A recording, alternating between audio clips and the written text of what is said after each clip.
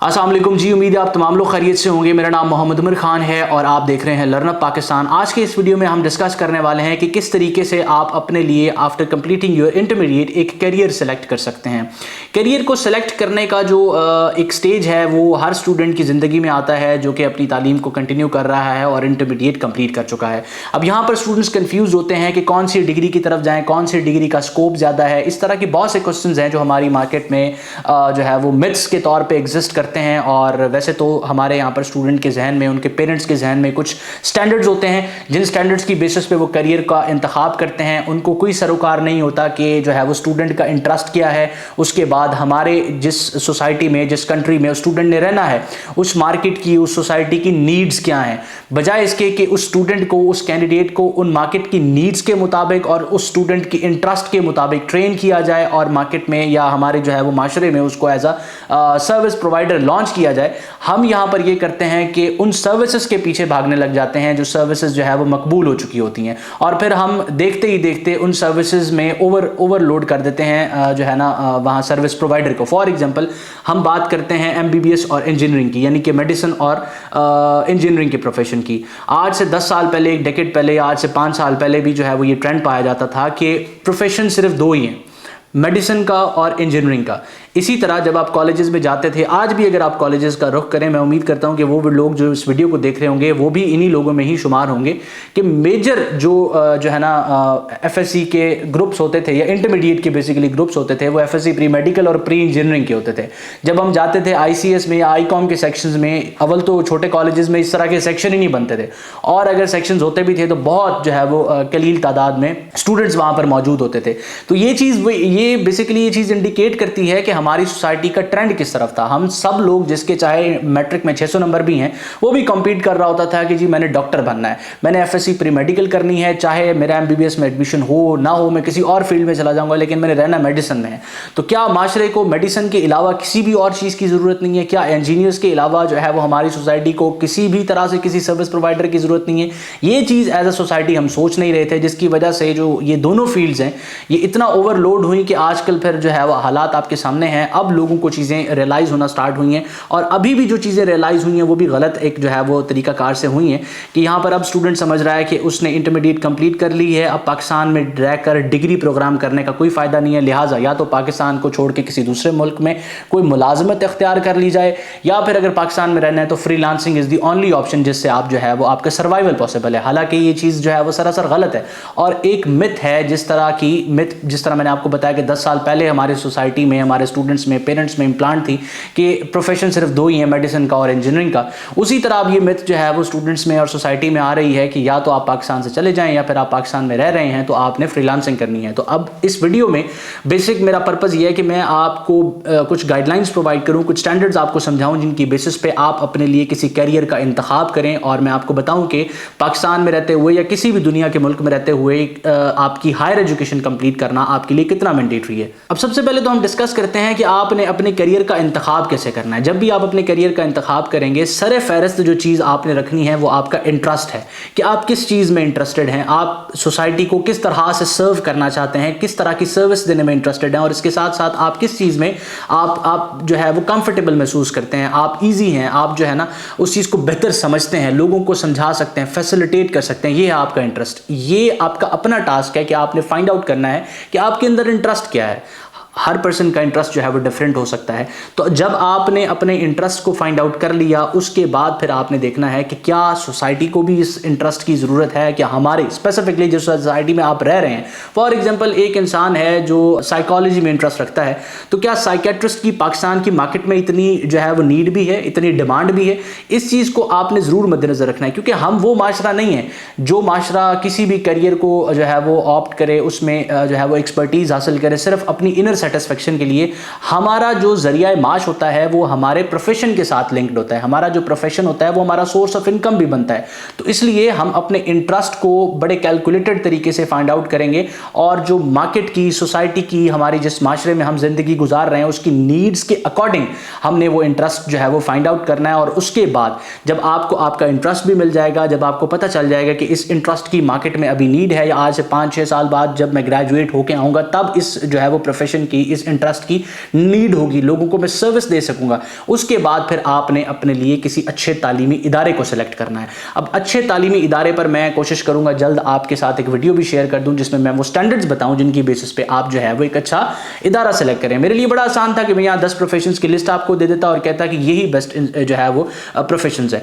किसी भी किस्म का प्रोफेशन बुरा नहीं है अगर उसकी मार्केट में ज़रूरत है। अगर मार्केट में उसकी ज़रूरत नहीं है, लोगों को वो सर्विस नहीं चाहिए, तो चाहे वो जितनी भी अच्छी सर्विस हो वो फिर किसी काम की नहीं है, क्योंकि लोगों को उसकी ज़रूरत नहीं है। तो जिस चीज़ की मार्केट में नीड है, हमारे माशरे को नीड है, उस सर्विस की तरफ जाना ये सबसे बेहतर जो है वो आप लोगों के लिए ऑप्शन है। अब यहाँ पर कुछ लोगों के जहन में एक और क्वेश्चन होगा जिसको मैं यहाँ आंसर करता चलूंगा। बहुत से लोग ऐसे होते हैं जिन्होंने फ्यूचर में अपने लिए गोल सेट किया होता है कि उन्होंने CSS करना है, वो सेंट्रल सुपीरियर सर्विसेज करेंगे। अब उनका किसी किस्म का कोई इंटरेस्ट नहीं है। इंटरेस्ट से मुराद है कि डिग्री प्रोग्राम को सिलेक्ट करने में उनका इंटरेस्ट नहीं है।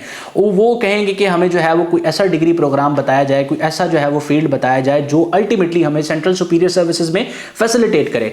अब मैं आपके साथ कुछ चीज़ें शेयर करता हूं कि फॉर एग्जांपल आपने कोई ऐसा डिग्री प्रोग्राम कर लिया जो आपको सेंट्रल सुपीरियर सर्विसेज में फैसिलिटेट करता है। उमूमन जिन डिग्री प्रोग्राम्स की तरफ स्टूडेंट जा रहे होते हैं वो सबसे पहले होता है BS इंग्लिश, उसके बाद होता है BS पॉलिटिकल साइंस या BS पब्लिक एडमिनिस्ट्रेशन या फिर जो है वो LLB। ये डिग्रीज कंप्लीट करने के बाद स्टूडेंट जब मार्केट में आता है और वो CSS की अटेम्प्ट देता है, पहली अटेम्प्ट में अनफॉर्चुनेटली नहीं हुआ, दूसरी में नहीं हुआ, तीसरी में नहीं हुआ, PMS दिया नहीं हुआ, और फिर उस स्टूडेंट को रियलाइज होता है कि मेरी जो अपब्रिंगिंग है, जो मैंने एजुकेशन हासिल की है मुख्तलिफ इदारों से, वो इस लेवल की ही नहीं है कि मैं जो है ना उस कंपटीशन के एग्जाम में लोगों के साथ कॉम्पीट कर सकूं। तो अब वो किस चीज के साथ जो है वो मतलब अब वो कैसे कंटिन्यू करेगा अपने करियर को। अगर किसी स्टूडेंट ने LLB की थी, उसके पास तो एक बेहतरीन ऑप्शन है कि वो जो है वो LLB करने के बाद अगर उसका CSS और इस तरह का कोई कंपटीशन एग्जाम क्लियर नहीं हुआ, उसके पास स्टिल वकालत एज अ करियर ऑप्शन मौजूद है। वो अपनी जो है वो वकालत कंटिन्यू कर सकता है, किसी भी डिपार्टमेंट में अपनी लीगल सर्विसेज दे सकता है, या फिर वो जुडिशियल एग्जाम की तरफ जा सकता है। उसके पास एक पूरी डोमेन है, क्योंकि वो वकालत जो है वो एक प्रोफेशनल डिग्री है। इसी तरह अगर कोई MBBS करके आया है, MBBS करने के बाद उसने कंपटीशन का एग्जाम दिया, उसका क्लियर नहीं हुआ, वो फिर जो है वो एक प्रॉपर अपनी प्रोफेशनल फील्ड में चला जाएगा। कोई मेडिकल लेबोरेटरी टेक्नोलॉजी या मेडिकल लेबोरेटरी साइंसेस की डिग्री कंप्लीट करने के बाद सेंट्रल सुपीरियर सर्विस का एग्जाम दे रहा है, कोई कंपटीशन का एग्जाम दे रहा है, नहीं क्लियर हुआ, वो अपनी फील्ड में चला जाएगा। लेकिन यहाँ पर बहुत सी ऐसी फील्ड्स लोग करके आते हैं जिनकी मार्केट में, जिस तरह मैंने बताया कि डिमांड नहीं होती। जिस तरह एक बच्चे ने BS पब्लिक एडमिनिस्ट्रेशन की डिग्री कर ली है, या इससे भी वर्स्ट सिनेरियो में हम देखते हैं, मैं ये नहीं कह रहा डिग्रीज बुरी हैं या आपको करनी नहीं चाहिए, आप करना चाहें कर सकते हैं, लेकिन मैं वो स्टैंडर्ड्स बता रहा हूं जिनकी बेसिस पे आपने डिसीजन लेना है।